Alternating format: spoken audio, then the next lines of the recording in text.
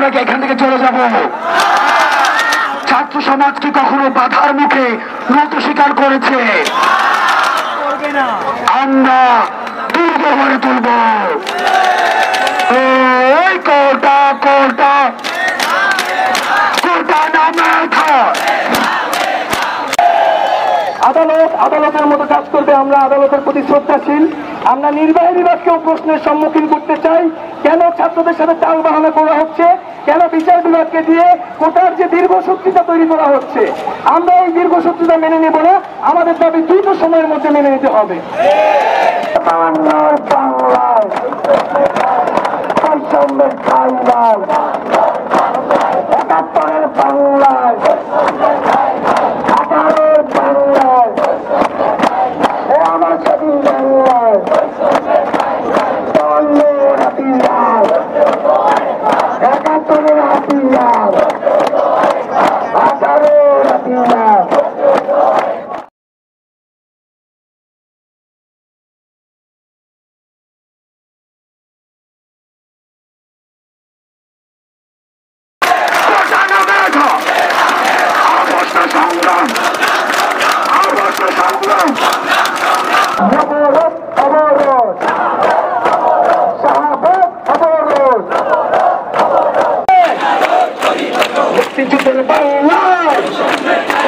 বঙ্গবন্ধুর বাংলায়, আমার কোন বাংলায়, লাখোর বাংলায় দিয়েছি তো রক্ত,